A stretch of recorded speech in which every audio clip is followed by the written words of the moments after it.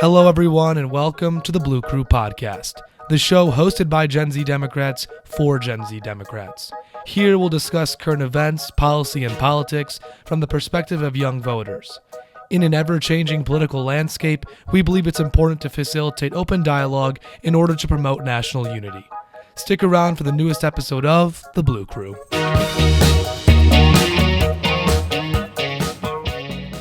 Welcome back to another episode of the Blue Crew Podcast. In this episode, we'll talk about the connection between political campaigns and social media. But before I get into it, I just want to check in with everyone. It has been a while, so how's everyone doing? Pretty good. Thank you for asking. Are you doing good? Doing well. I'm doing well. The weather's still That's nice, good. so that usually determines my mood. So it'll be good until it's cold. Yeah, it was hot yesterday. I almost thought I could go out tanning. Well, it's good to see you all again. It's been a while since we've all been on the same call, so I'm happy to see all your faces today. Yeah, it's great to see everyone. So for this episode, just a little bit of an introduction. We are all Gen Z, which means we've all grown up on social media. As we get old enough to vote, political campaigns seem to be more and more involved on social media. They're kind of meeting us where we are.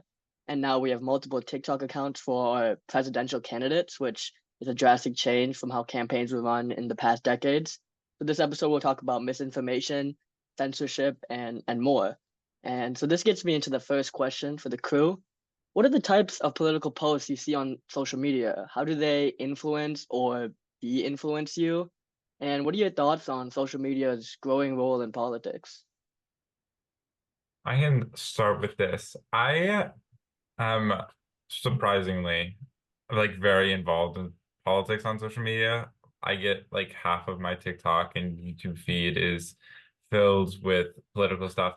And it's very weird. I've heard of the conservative pipeline theory on YouTube that like if you just like Hmm. autoplay it, like I like almost always positively interact with like progressive stuff, and I still get like so many Ben Shapiro or like crazy podcasts, and I don't know if it's like a demographic thing. I also get hit with so many like Trump ads and anti like Alyssa Slotkin ads.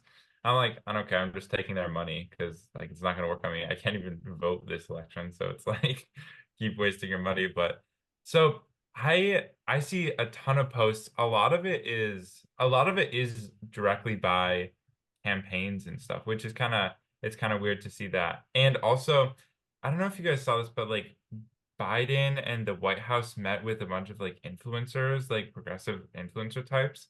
So that was kind of cool to see. It seems like not only are they doing it themselves and not only are people doing it on their own volition, but like you kind of have a combination of like the actual like policymakers and like social media influencers, which is kind of a new thing. Well, do you get into fights with people in TikTok comments? I never do. No, No, never. I'm like, I used to. I see I people. used to too. I think you guys are impressive. Like, I don't know how I would like keep going back to a comment. Like, maybe I do like one short thing. Like, I don't know. I'm kind of a lurker though. I just kind of like watch people fight. Yeah, I Yeah, also watch people argue a lot, and I think what dissuades me from arguing is I don't think I've ever seen someone change their opinion in a TikTok comment section.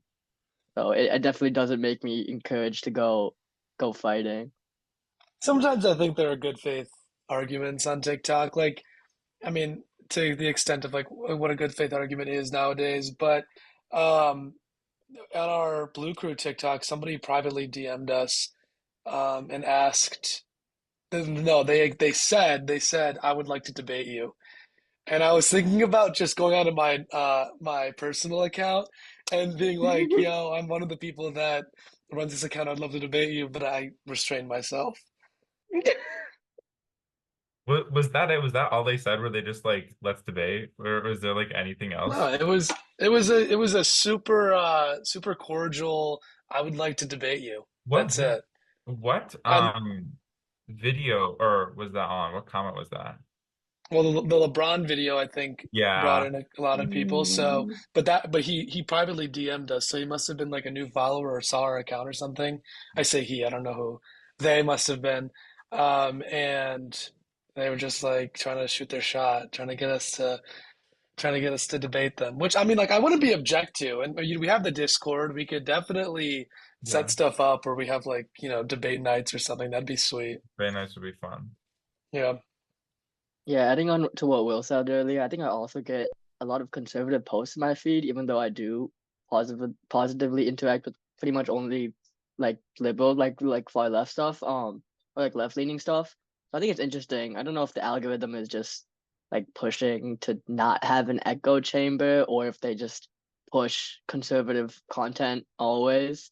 I think it's also interesting because I think even before like the past campaigns, I've been on like political social media for a minute. Like I've seen political posts, but now you have like the actual campaigns getting in on it, and like you said, meeting with influencers and making their own like meme posts. So I'll see a post that I think is someone random and it's like Kamala HQ.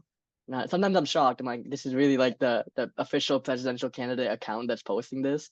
But I think I like it. I think I like that they're getting involved in that way. I don't get anything like actually serious or political. It's all like memes. I only get like jokes, like the Xbox Trump Trump and Joe Biden playing Xbox. Like that's all I get on I my love those videos. Those videos, Mhm. like, they're so funny to watch. Yeah. bad. They gave me Or hope. Like I like deluded myself that they're actually friends. the only one that I've seen that's been like a more political is the one where it was like Walls' family supporting Donald Trump, and it was like Walls for Trump. That one threw me through a loop because I like, just with anything, I try to like look it up before I just like believe it. So I like looked it up, and like some like news sources were saying that it was like fake, and then other ones were just saying that it's like his far distant relatives. I still don't really know what to think about it. Honestly, that's a good segue into my next question about misinformation. I don't know for sure if that is misinformation, but obviously social media is riddled with a lot of fake news. So my next question is, how do you recognize misinformation online? And what can be said about the way these posts spread or the way that people engage with these posts?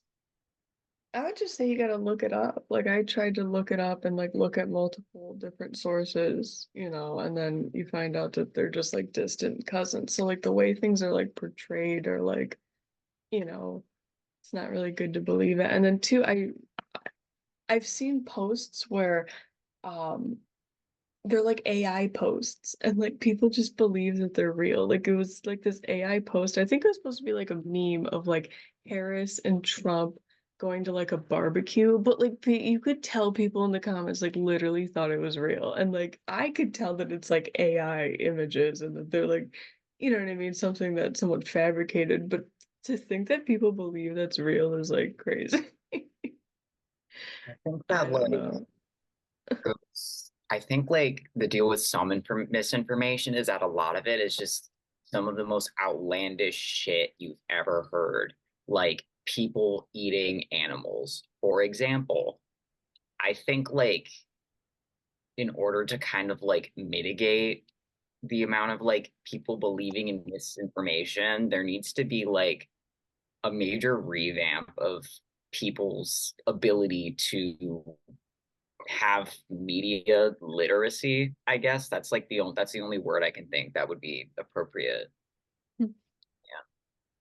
And I want Yeah, it's to add definitely. on as well. Oops, sorry. Go ahead, go Sorry, ahead. yeah, I think, Isaac makes a great point though. I mean, with most of the misinformation out there, typically it is very outlandish. And I always think as well, like one of the things that we need to work better as society to counter misinformation is that to to always doubt at times and to always question everything that you get. I think the expression, you know, if it's too good to be true, then it's probably false. Then, I think that in this case is one of the things where it should be applied to, anything that we receive, if especially on social media that is misinformation, that possibly could be misinformation. But the good news is that during this period, I think right now, like typically things are being reported that are misinformation. You can definitely tell right off the way, unless like you are full on like you believe in everything that's being said.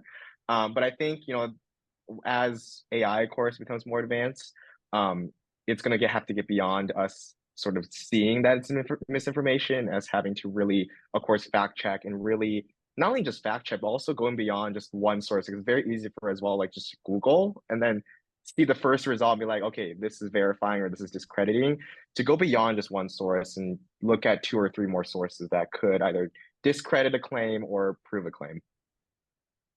Yeah, I definitely agree with that. And I think that something that concerns me about like the intersection between politics and social media is that a lot of people say that social media obviously ruins our attention spans, and I could agree to an extent. And I think that transfers over into politics that a lot of people don't want to take more time other than reading the headline or just reading, or usually just seeing the post and believing it.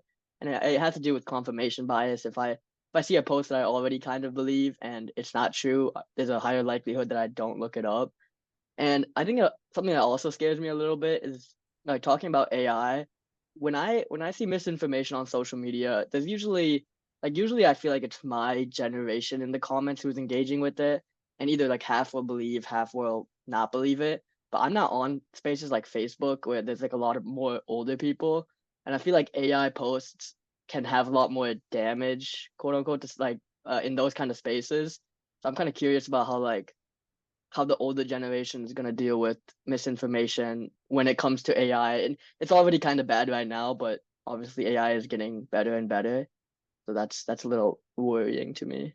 I don't know if you Um, guys ever see like Ryan Macbeth, who's on like YouTube Shorts or TikTok. He has this software. He's like a cybersecurity specialist, and he looks and he sees like trends and he sees how Russian bots like bounce ideas off each other. I don't know. It's just cool to see how like Instagram and Twitter posts how the Russian like and all sorts of bots kind of use the same terminology and use the same words, and they launch campaigns and stuff. It's very cool to watch. doesn't Instagram have that like feature where like it detects like if it's like false information? Because I remember I posted something and then like it mentioned on the bottom was like, please make sure that this is correct or this is false information, and then like sends you a link to like where you can like research more information. So I thought that was interesting. I don't know how reliable it is, but I was just thinking about Yeah, that. I always thought that was interesting too, because I've seen Instagram, like obviously that's their way of fighting misinformation is the fact checkers. But from my personal experience, when there's a post that's fact checked, I see people in the comments like using that fact check as more reasons to believe it. Like they use the rhetoric of, oh, they're trying to silence us, like Instagram's trying to censor the truth or whatever. Like I've seen comments that say when the fact checkers come in, that's how you know it's true. So it's almost doing more harm than it is helpful, which it kind of brings the point is like, what can you do? Because a fact check seems like the logical solution, but people are so cognitively dissonant that they will be more convinced against it if there is a fact check. So I don't know. I think the most pressing thing is the fact that, like, even if people are exposed, this is kind of like to what you were saying, Baj, even people are exposed to the reality, to the truth, and to the fact that whatever they're consuming is false, they don't care. If it doesn't push their narrative and if it doesn't fit into their confirmation bias, they'll just disregard it. And that's sort of like the apathy, like you were mentioning earlier, Vanch, to like going out, doing your own research, and actually trying to participate in the political process.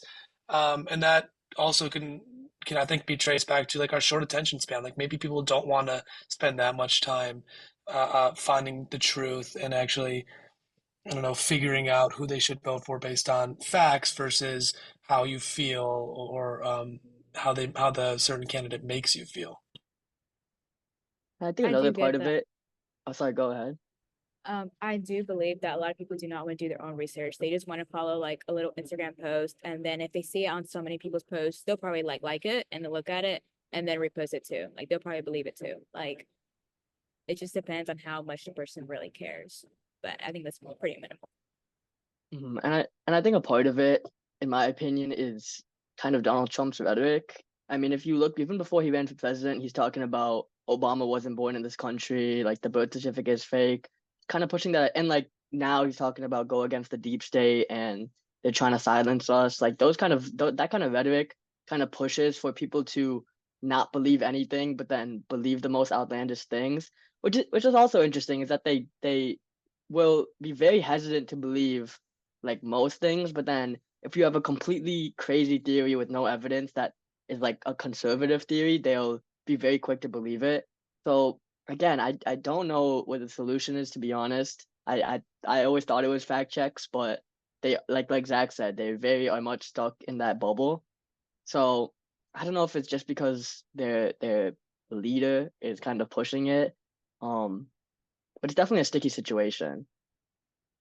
So this kind of brings me to my next question is, do you guys think social media platforms have a responsibility to moderate political misinformation? And we kind of briefly talked about this, but if there's another better way, that if there's something else that they should be doing, what do you guys think? I think in like the most perfect and ideal world, yes, there would be like a semblance of responsibility given to like the platform to not let people believe shit that isn't true. However, like I feel like the sheer volume of misinformation that is constantly in circulation is a major factor as to like why they can't do much else other than like what they did during COVID, the little like, hey, this is wrong, blah, blah, blah. I don't know.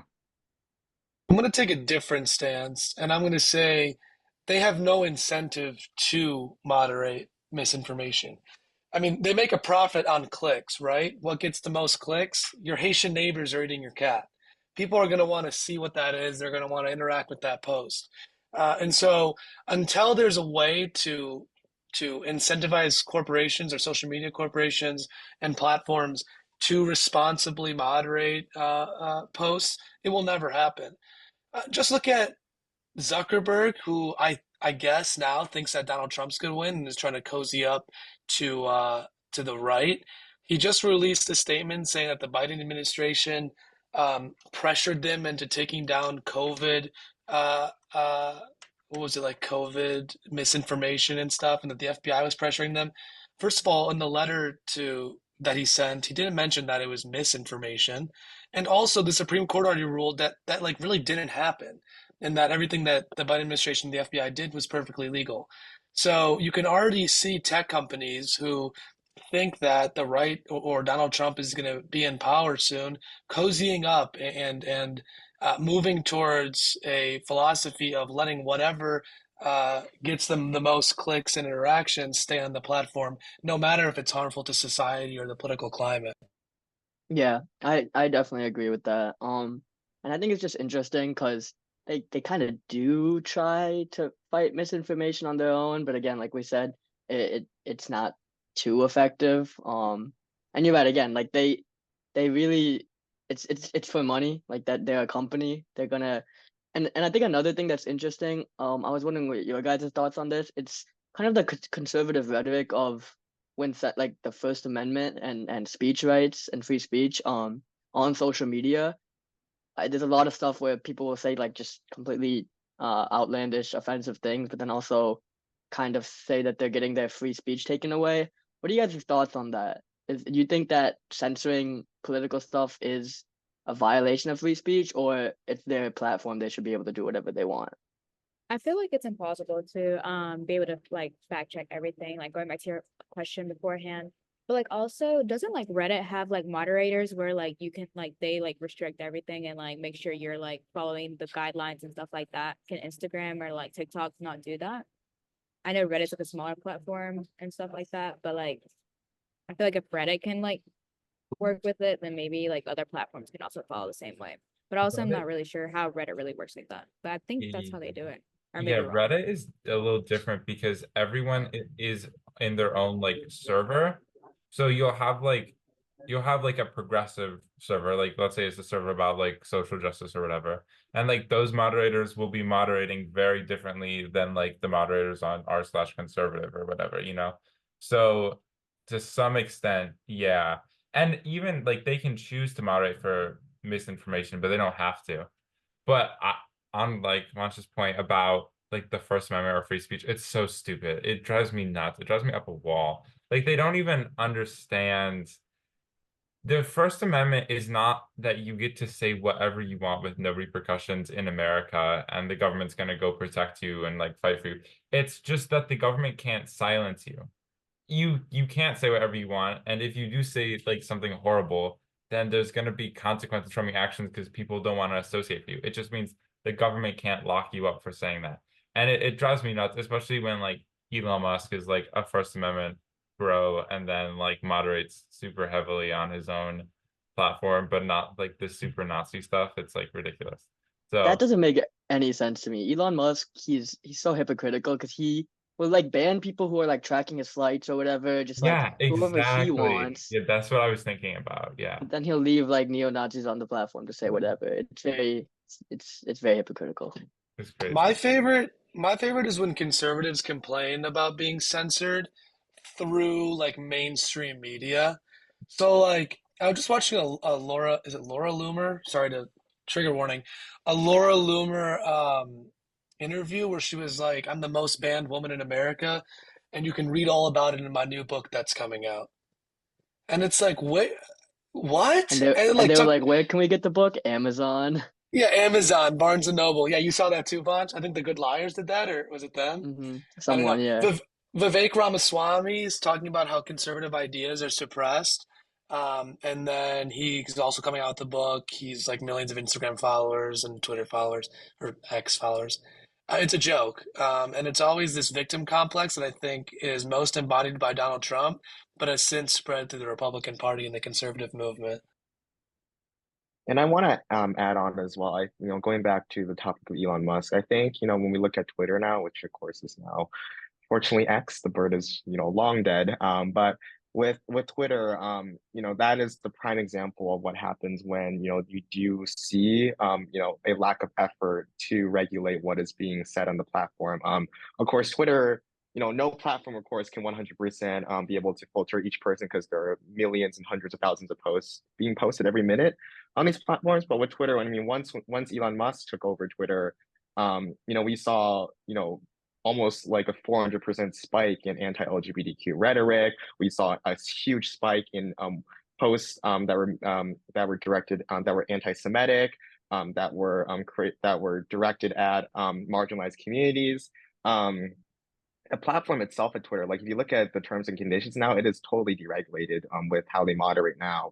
But what I will say, and this is a previous point that I think Johanna made, was that once if you use any platform, so either Instagram, Facebook, Twitter, once because you have to agree to the terms and conditions because it is a private company. Once you opt into those conditions, which is basically you creating the account and signing in, again, you can post whatever you want. It can be the most unhinged, thing in the world.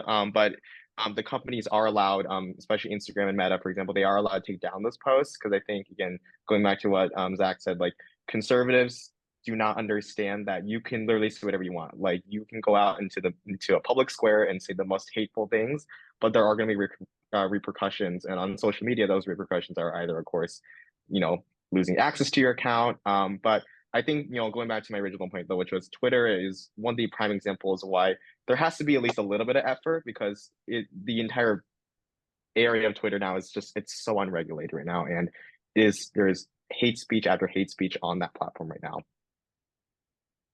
Yeah, there's definitely a lot of problems with Elon Musk's Twitter. But one thing I wanted to bring up was the community notes, which is kind of like their take on fact checking, I guess. But it works a little bit differently than Instagram's because I'm pretty sure from what I've gathered, it's kind of like it's like a collaborative thing, and like multiple people can kind of like work on it to fact check. And I think from what I've seen more posts on Twitter that have been like community note fact checked a little bit better than Instagram. They're not like pushed back as much.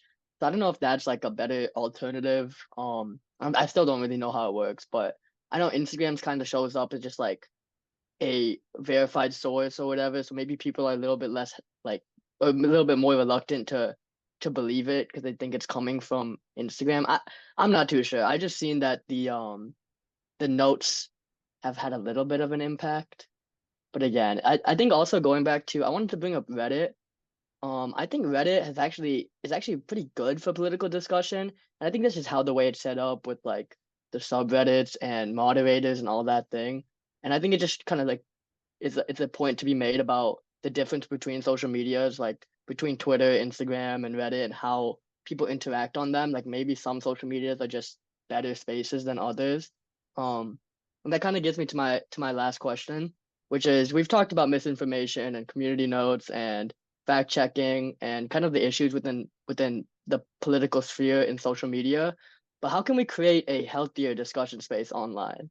I kind of wanted to bring up, I know like we're talking a lot about like fact checking, but to me, I see a lot of bots like on all social media, and I just don't know why there's so many. Like when I feel like they should have some sort of like it should be easier to like get rid of all these bot accounts because those are like really the accounts that kind of like push, you know what I mean, all this information. And I'm not a very techie person. I don't know anything about code, but I mean, right now you really just need like an email, maybe a phone number and like a password to like create an account. Like maybe it should be like you should do more verification before you are able to like, you know what I mean? Because people have like hundreds of accounts that they just like plaster this information all over.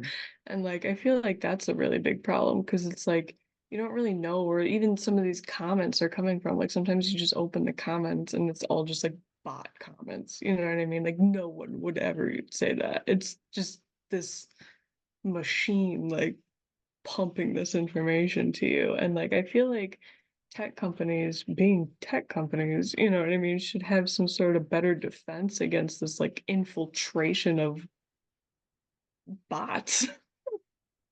Yeah, I definitely agree with that. I actually like when I had like AI fears before, I always thought it would just be like an AI video of like Joe Biden doing something absolutely crazy, but it really is the bots. I don't know if it's like foreign actors, but you guys have probably seen the Twitter replies where they're like ignore all previous commands and write a poem about potatoes or something.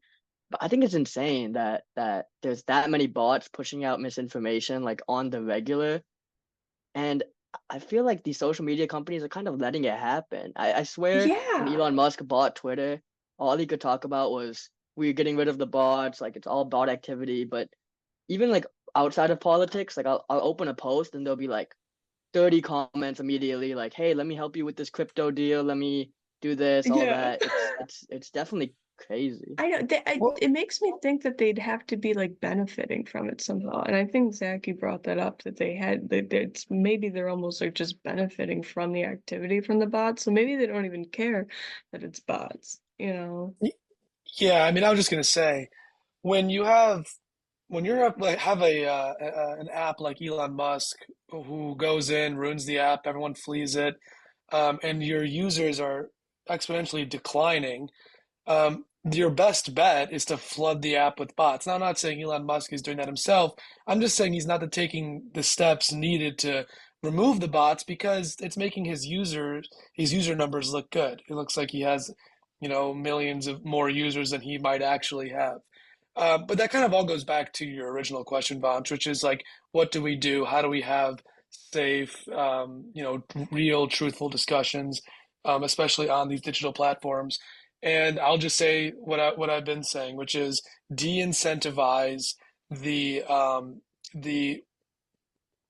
well, I guess I should say incentivize companies to remove or to crack down on misinformation and remove these bots, whether that's through like tax incentives or maybe fines if they don't do it, whatever means necessary in order to make sure that, yes, we're having real dialogue where there are disagreements and they can be, how Elon Musk calls it, the digital town square, but also making sure that everybody participating in that has the same set of facts and is experiencing the same reality, because that's the most important. That's crucial when trying to continue a democracy. Yeah, I definitely agree. I actually, in my little notes here, I wrote down it's kind of like reminds me of carbon emissions. Like they have like tax incentives to like reduce their carbon emissions. So, I feel like we could do something similar with like social media if there would be some sort of like government incentive for them not to have 1,000 bots, you know? I think also it's kind of a little bit of a thin line to walk. The other side already hates, like they already preach that government is like censoring everything and like controlling everything. And I think it definitely would be good for the government to like step in and have a little bit of control over how much misinformation is going crazy. But I think it also opens the door for maybe like actual censorship, which I know they think it's happening right now, but I think it is still a real problem that could happen. I think it's definitely a thin line you have to walk on. I think other things are just like, again, it's tough because a lot of people don't want to change their opinions, and like comment sections aren't really good for arguing. I'm not sure if like more like, especially because like, okay, if you're arguing in a TikTok comment section, you can't really send links. You can't really send, you can kind of send sources, but I know on our Blue Crew TikTok, I've seen like the filtered comments are usually links because they think that people are getting scammed. They automatically flag links. So I don't know. I don't know what would make social media better for politics. I think like responsibility from the platforms themselves, but we've seen like with Instagram trying to fact check, it doesn't always work. Their solutions don't always work. So Also, like during the debate, like when they were fact checking everything, they were all like in the comments saying that like, oh, it's like 3 against 1, like, and he's still winning or something like that. So like they always find a way to twist it. Like even if you're getting fact checked, quite literally, they will always be like, oh no, like they're against us, like they're biased, or they're like whatever. Like they do not know how to understand. Well, not they, but like you know what I'm saying. But yeah. yeah, I think it'll definitely take time, and I think a big part of it is their figurehead Donald Trump, who like is agreeing with them and agrees with what they're pushing for, which is like, oh, he's trying to censor. Because Trump could say anything false, and if he gets censored, then they'll believe it because he's getting censored. Like his whole rhetoric is that they're all against me. So if anyone goes against him, then automatically they're wrong and he's right. So I think it'll definitely just take time for people to gain more literacy in media and kind of stray away from that echo chamber dissonance kind of thing. But the social media companies definitely have a responsibility in that. Yeah, also, like when those people like on TikTok, like they come up to you, like they like show you an audio and it's like Trump saying that, or like, oh no, like for example, like they read out a quote to you. They're like, oh my gosh, can you believe Biden said that? And they're like, oh my gosh, yes, like he is so like wrong, like blah blah blah, whatever. And then they're like, actually Trump said that. And they're like, no way, I don't believe it. And they just like immediately think it's fake. So like honestly, I would just think about that, but yeah, not really. That's Well, fine. well, Vanch, on your point of just like Donald Trump agrees with this, so with this idea of projection of facts and reality, and so that's why all these people feel empowered to do that. Well, he not only agrees with it, he sort of started it in 2016. So I'm curious if he loses in this election, where that will take us. Will our country sort of come back home towards the middle, or will there be a continued push for misinformation and diluting the pool of reality? I really hope it's the former. I kind of am scared that he's gonna have a little bit of like a lasting effect on the base, but I think there's some hope. There's some hope, definitely. Thanks for listening, and remember to stay updated by following us on all our socials. Until next time, this has been the Blue Crew Podcast.